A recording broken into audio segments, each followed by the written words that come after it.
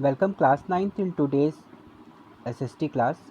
Students, as you know, in our last class we have started geography chapter 3rd, physical feature of India, or in this chapter we have discussed about different physical features of India. हमने पढ़ा कि हमारे Indian जो physical features हैं वो कौन कौन से टाइप के फ़िज़िकल फ़ीचर्स मेनली हमारे यहाँ पाए जाते हैं। इनके अलावा हमने ग्रेटर हिमालय और नॉर्दर्न प्लेन के बारे में भी डिस्कस कर लिया था, जहाँ हमने पढ़ा कि ग्रेटर हिमालय जिसके 3 मेन रेंजेस है ना, ग्रेटर हिमालय, लेसर हिमालय और शिवालिक रेंज, और उसके अलावा हमने नॉर्दर्न प्लेन्स के बारे में उनके मेन फीचर्स और क्वालिटीज़ के बारे में डिस्कस कर लिया था। And today we will start our study with peninsular plateau, और इसके बाद हम देखेंगे कि और कौन कौन से फिज़िकल फीचर्स हैं जो हमारे इंडिया में पाए जाते हैं। So let's start today's study. The peninsular plateau. Peninsular plateau को टेबल लैंड भी कहा जाता है, क्योंकि ये ना तो इतना ज़्यादा हाई होता है और जो माउंटेन्स की तरह, और ना ही ये लो होता है प्लेन्स की तरह, तो ये बीच का पार्ट होता है लाइक टेबल, इसलिए इसको टेबल लैंड कहा जाता है।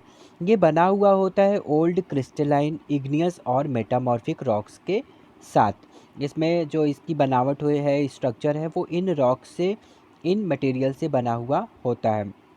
और ऐसा कहा जाता है कि पेनिनसुलर प्लेट्यू की फॉर्मेशन हुई है गोंडवाना लैंड के ब्रेकिंग हो जाने की वजह से, उसके अलग हो जाने के वजह से हुआ, जो हमने प्रीवियस में पढ़ा कि कौन कौन से बाउंड्रीज़ बनते हैं, कौन कौन से तरह से मूवमेंट होते हैं, है ना। उन्हीं में से एक मूवमेंट के थ्रू यहाँ पर गोंडवाना लैंड जो ब्रेक हो रहा था, टूट रहा था, अलग हो रहा था अपने दूसरे पार्ट के साथ, जिससे पेनिनसुलर प्लेट्यू फॉर्म हुआ।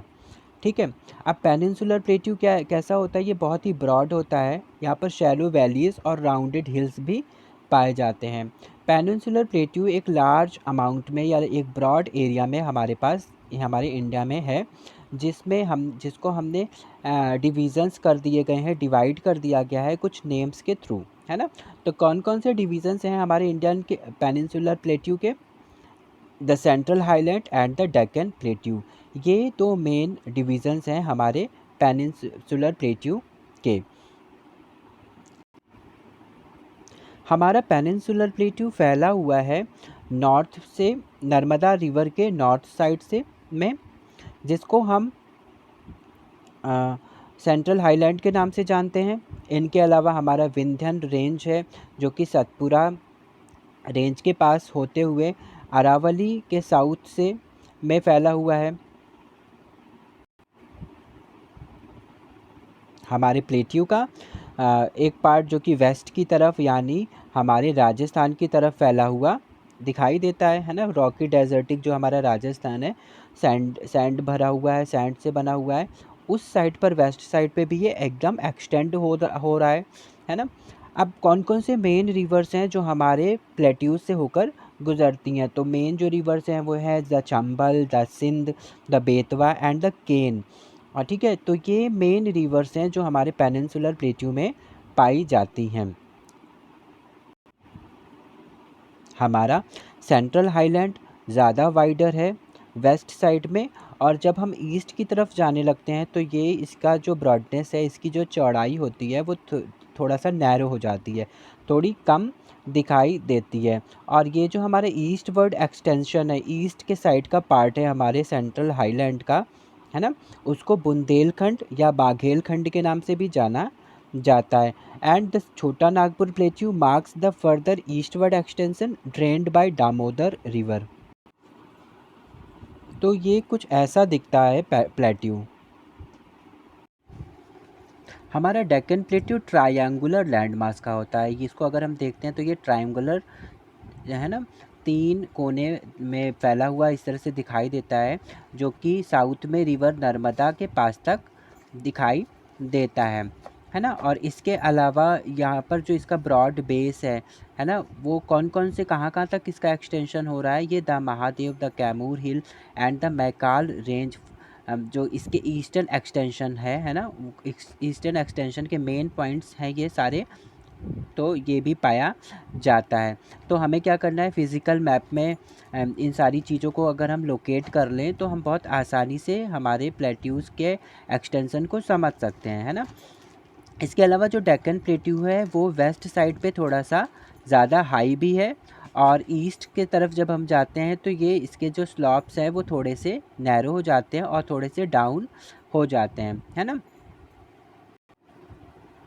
प्लेट्यूज़ के नॉर्थ ईस्ट वाले पार्ट को लोकल नेम जो है वो उसके बहुत सारे लोकल नेम्स हैं, जैसे हम उसे मेघालय के नाम से भी बोलते हैं, कर्बी एंगलोंग प्लेट्यू और नॉर्थ चाचर हिल्स। ये कुछ इस तरह से नेम्स के थ्रू हम नॉर्थ ईस्ट पार्ट को जानते हैं। इनके अलावा छोटा नागपुर जो है प्लेट्यू है वो 3 प्रोमिनेंट हिल रेंजेस यहाँ पर देखने को मिलते हैं वेस्ट से ईस्ट साइड्स पर, जो कि है गारो, द खासी एंड द जैंतिया हिल।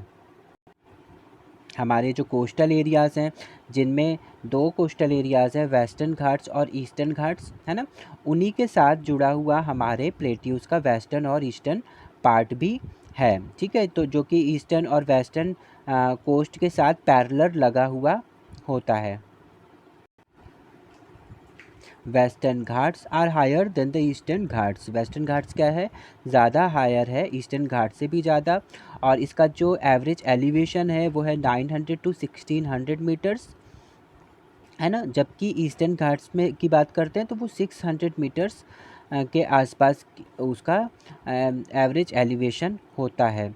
तो ये फैला हुआ ईस्टर्न घाट्स हमारा जो गया है वो Mahanadi valleys to the Nilgiri Nigris in the south, and the western ghats are discontinuous and irregular and dissected by rivers drained into the Bay of Bengal. Western Ghats को डिफरेंट लोकल नेम्स से भी जाना जाता है। जो हाइट है हमारे वेस्टर्न घाट्स की वो प्रोग्रेसिवली इंक्रीज़ होती हुई दिखाई देती है जब हम नॉर्थ से साउथ की तरफ जाते हैं। यहाँ पर जो हाईएस्ट पीक है ना, वो क्या है, अनाई मुदी, जो कि 2695 मीटर्स तक है, एंड द डोला बेटा जो कि 2637 मीटर्स है, महेंद्रगिरी जो कि 1501 metres is the highest peak in the Eastern Ghats. इनके अलावा जो हमारे सैवरॉय हिल्स और जावेदी हिल्स हैं जो कि south east of the Eastern Ghats पर लोकेटेड हैं। एक बहुत ही इम्पॉर्टेंट बात जो कि हमारे प्लेट्यूज़ के बारे में वो है कि हमारा जो पेनिनसुलर प्लेट्यू है, यानी इसको हम लोग ये यहाँ पर ब्लैक सॉइल भी बहुत ज़्यादा अमाउंट में पाई जाती है, डेक्कन ट्रैप नाम से भी ये जाना जाता है। और हम सब ने पढ़ा हुआ है कि ब्लैक सॉइल फॉर्म होती है इग्नियस रॉक से, जो कि वॉल्केनिक इरप्शन के थ्रू निकलती है बाहर, है ना। और जो हमारे कॉटन के लिए, शुगर केन के लिए बहुत ज़्यादा अच्छा होता है, फ़ायदेमंद होता है। इनके अलावा जो अरावली हिल्स हैं, the Aravalli hills lie on the western and north western margins of the Patkai hill, the Naga hill, the Manipur hill and the Mizo hill. तो ये कुछ मेन हिल्स भी हैं जो हमारे पेनिनसुलर प्लेट्यूज़ के पार्ट्स हैं। तो पेनिनसुलर प्लेट्यू समझ में आ गया होगा। यहाँ पर बहुत सारे पॉइंट्स ऐसे हैं जो रिमेंबरिंग पॉइंट्स हैं ना, लर्निंग पॉइंट्स हैं, जिनको बिल्कुल रट लेना है, याद कर लेना है। सारे प्लेसेस के नाम, हर तरह की जो भी हाइट्स दी हुई हैं, या जो इन यहाँ पर जो भी हिल्स हैं या प्लेसेस हैं उनके जो लोकल नेम्स हैं, है ना। तो यहाँ पर लर्निंग जो मटेरियल है वो बहुत ज़्यादा तुम पाओगे। तो इनको क्या करना है, अंडरलाइन करना है, और जैसे हम लोग एक्स्ट्रा क्वेश्चंस फ्रेम करते हैं वैसे ही इसमें एक्स्ट्रा क्वेश्चंस बहुत सारे very short answer type questions frame करके उसको बिल्कुल तैयार रखना है। क्लियर। तो ये पार्ट्स हैं हमारे इंडिया के जहाँ पर सेंट्रल हाईलैंड, डेक्कन प्लेट्यू और छोटा नागपुर लोकेटेड है। Next physical feature of India is the Indian desert. Indian desert के बारे में अब हम पढ़ेंगे, जो हमारा नेक्स्ट फिजिकल फीचर है। इंडियन डेजर्ट हमारे कंट्री में वेस्टर्न पार्ट पे पाया जाता है, जो कि आरावली हिल के वेस्टर्न साइड में है। मेन बातें हमारे इंडियन डेजर्ट के हम सबको पता होगा कि यहाँ पर सैंड ड्यून्स होते हैं, सैंडी एरियाज़ होता है। यहाँ पर बहुत ही लो रेनफॉल होता है, जो कि बिलो 150 मिलीमीटर्स पर ईयर होता है, या कई बार इससे भी कम होता है। यहाँ पर जो क्लाइमेट होता है वो बहुत ही हार्श होता है, बहुत ज़्यादा हॉट होता है, एरिड क्लाइमेट होता है यहाँ पर। और बारिश की ना होने की वजह से, रेनफॉल ना होने की वजह से यहाँ पर जो वेजिटेशन की डाइवर्सिटी है वो बहुत कम होती है, यानी यहाँ पर बहुत लो वेजिटेशन है, यहाँ पर फॉरेस्ट अच्छा नहीं होगा, यहाँ क्रॉपिंग फार्मिंग बहुत ज़्यादा अच्छी नहीं हो पाती है ना। यहाँ पर जो वाटर के स्ट्रीम्स होंगे है ना, वो रेनी सीज़न में ही देखने को मिलते हैं। पूरे साल यहाँ पर इतना ज़्यादा अमाउंट में वाटर नहीं मिलेगा, पर रेनी सीजन्स में जो डाउन एरियाज़ होते हैं वहाँ पर जब बारिश हो जाती है, थोड़ी बहुत बारिश जो यहाँ पर हो भी जाती है 150 मिलीमीटर के एवरेज पे, तो वो यहाँ पर इकट्ठा हो जाता है ना, तो स्ट्रीम्स क्रिएट हो जाते हैं। और बाद में जब समर्स आ जाते हैं तो ये सारी चीज़ें फिर डिसअपियर हो जाती हैं, गायब हो जाती हैं, है ना। तो हमारे इंडियन डेज़र्ट में वाटर बहुत ज़्यादा अमाउंट में अवेलेबल नहीं है, यहाँ पर वेजिटेशन बहुत अच्छा नहीं है, यहाँ का क्लाइमेट बहुत ही हार्श होता है। यहाँ पर केवल लूनी रिवर है जो एकमात्र रिवर है हमारी इंडियन डेज़र्ट की। यहाँ पर बहुत सारे क्रीसेंट शेप के ड्यून्स देखने को मिलते हैं जिनको बर्चन्स कहा जाता है, और ये हमारे इंडो पाकिस्तान बाउंड्री के पास, इंडिया और पाकिस्तान की बाउंड्री के पास ज़्यादा बनते हुए दिखाई देते हैं क्रीसेंट शेप ड्यून्स यानी बर्चन्स। और अगर हम जैसलमेर की तरफ मूव करते हैं तो हम वहाँ पर बहुत सारे ग्रुप ऑफ बर्चन्स देखने को पाएंगे, है ना। तो ये कुछ मेन चीज़ें थी हमारे इंडियन डेज़र्ट के बारे में। Next is the coastal plain. Coastal plain क्या है, हम लोगों ने पढ़ा कि हमारे इंडिया का जब मैप हम देखते हैं तो हमारा निचला एरिया, साउथ की तरफ का एरिया हम देखते हैं तो वो वाटर से कवर्ड है ना। और हमने पढ़ा कि बीच का जो एरिया हमारा देखने को मिल रहा है वो प्लेट्यूज़ हैं, है ना। तो कोस्टल प्लेन्स क्या है, प्लेट्यू और जो वाटर बॉडी है हमारी, चाहे वो अरेबियन सी है या फिर बे ऑफ बंगाल है, उनके बीच का जो एक लैंड एरिया है जो कि बहुत ज़्यादा चौड़ा नहीं है, बहुत ज़्यादा बड़ा नहीं है ना, नैरो स्ट्रिप्स की तरह दिखाई देता है। ये एरिया जो एक साइड से वाटर बॉडी के साथ अपना बाउंड्री शेयर कर रहा है और दूसरे साइड पर हमारे प्लेट्यूज़ के साथ शेयर कर रहा है, ये एरिया कोस्टल प्लेन्स कहलाता है ना। तो ये एक तरह से सैंडविच की तरह है, की पोजीशन पर होता है, बीच में होता है ना। हम तो इसको सैंडविच की तरह कह सकते हैं, जो कि वेस्टर्न घाट और अरेबियन सी के बीच में है ना, या फिर ईस्टर्न घाट और बे ऑफ बंगाल के बीच देखने को पाते हैं, ठीक है। अब जो हमारा ये पूरा कोस्टल एरिया है, तो इसमें जो नॉर्दर्न पार्ट है कोस्ट का, है ना, इसको कोंकण या फिर मुंबई गोवा नाम से जाना जाता है। सेंट्रल स्ट्रेच जो है हमारा, उसको कन्नड़ प्लेन के नाम से जाना जाता है। और जबकि जो हमारा साउदर्न पार्ट है ना, कोस्टल एरिया का, उसको मालाबार कोस्ट के नाम से जाना जाता है। इनके अलावा यहाँ पर जो प्लेन्स हैं जो कि बे ऑफ बंगाल के साइड पे हम देखते हैं, तो वो वाइडर हैं लेवल में, उस बहुत ज़्यादा वाइड दिखाई देगा। और हमारे नॉर्थ पार्ट का जो कोस्टल एरिया है, उसको, उसके जो लैंड होते हैं, उसका जो प्लेन है, उसको नॉर्दर्न सर्कल के नाम से जाना जाता है। जबकि हमारा जो साउदर्न लैंड होगा, साउदर्न प्लेन है, उसको कोरामंडल कोस्ट कहा जाता है, ठीक है। और बहुत सारी डिफरेंट रिवर्स जो कि हमारे डिफरेंट रीजन से होकर गुजर कर आ रही हैं, जैसे महानदी, गोदावरी, कृष्णा और कावेरी, ये क्या करती हैं, यहाँ पर बहुत ही एक्सटेंसिव डेल्टा फॉर्म करती हैं हमारे इन्हीं कोस्टल एरियाज़ में, है ना। तो अगर हम देखेंगे तो पाएंगे कि ये एरियाज़ जो हमारे, चाहे वो नॉर्दर्न सर्कल होगा, चाहे वो साउदर्न सर्कल होगा, यहाँ पर बहुत सारी जो ये रिवर्स हैं, महानदी, गोदावरी, कृष्णा, कावेरी जैसी नदियाँ, ये क्या करती हैं, बहुत सारे अच्छे डेल्टास क्रिएट यहाँ पर करते हैं, फॉर्म करते हैं। डेल्टास देखना हो तो हमारे लिए ये एरियाज़ हैं जहाँ बहुत ज़्यादा डेल्टास बनते हैं, ठीक है। इसके अलावा यहाँ पर एक जो लेक है जिसका नाम है लेक चिलिका, जो बहुत ही ज़्यादा इम्पॉर्टेंट लेक है हमारे कोस्टल एरिया के, और ये हमारे ईस्टर्न कोस्ट में पाया जाता है। Last physical feature of India is the islands. Island हमारे इंडिया के पार्ट्स हैं जो बहुत ही यूनिक फिजिकल फीचर हैं। आइलैंड्स क्या होते हैं, आइलैंड्स ऐसे लैंड्स होते हैं जो सराउंडेड होते हैं वाटर बॉडीज़ से, है ना।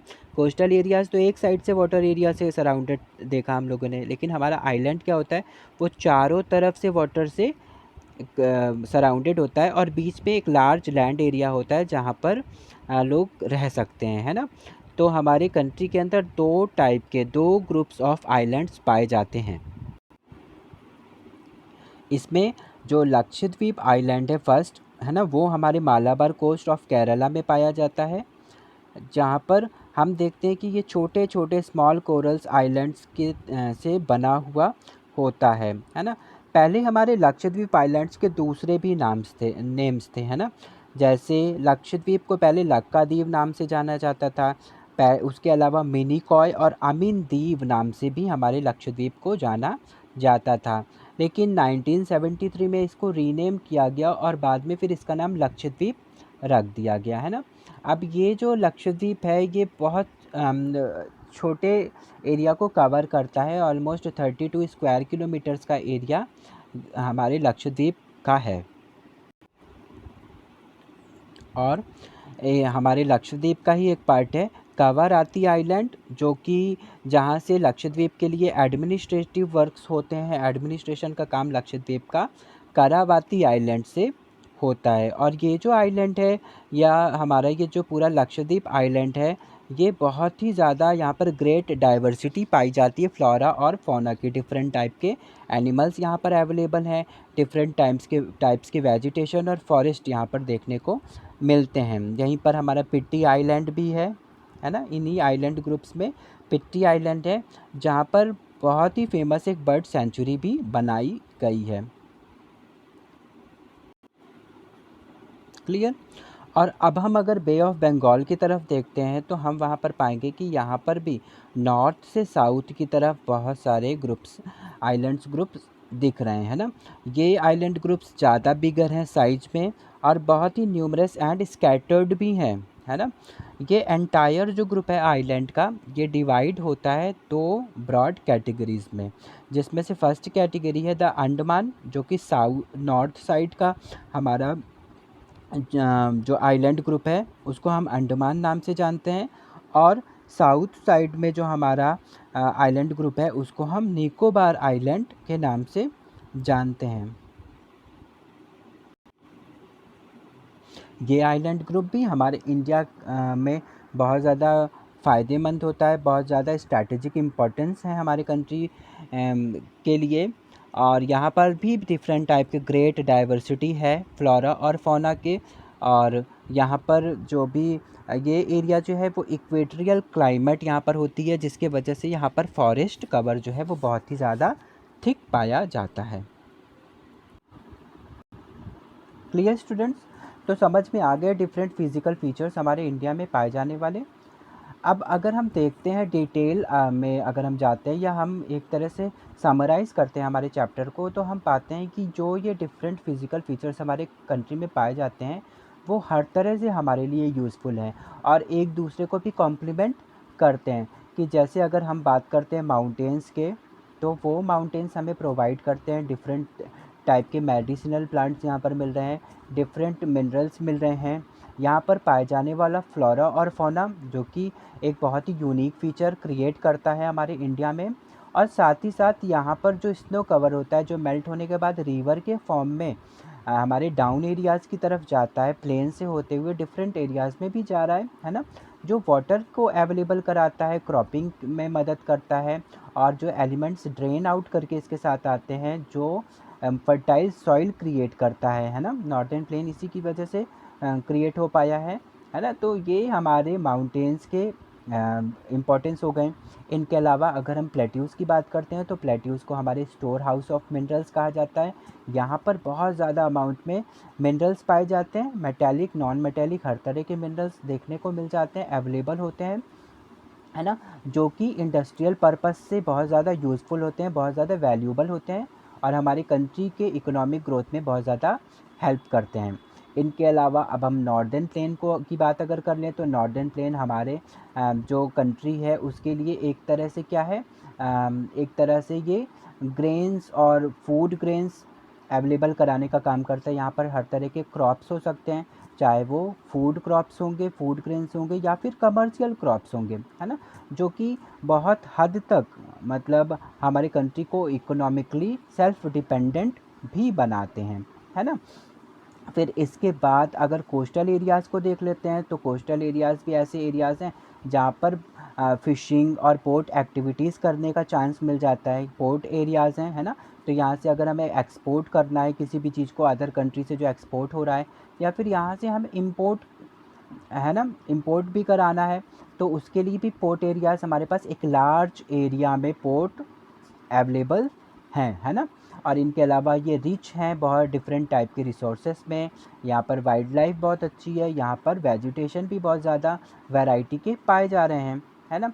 डेज़र्ट की अगर बात करते हैं, तो डेज़र्ट में तो बहुत ज़्यादा अच्छे वेजिटेशन नहीं होते हैं, लेकिन हम यहाँ पर विंड एनर्जी, सोलर एनर्जी जैसी चीज़ें को डेवलप कर सकते हैं, है ना, जिससे एक बहुत अच्छे अमाउंट में हमारे पास इलेक्ट्रिसिटी जनरेट हम कर सकते हैं। डिफरेंट तरह के इक्विपमेंट्स, डिफरेंट टाइप्स के जो पूरा मैकेनिज़्म सेट करके हम, है ना।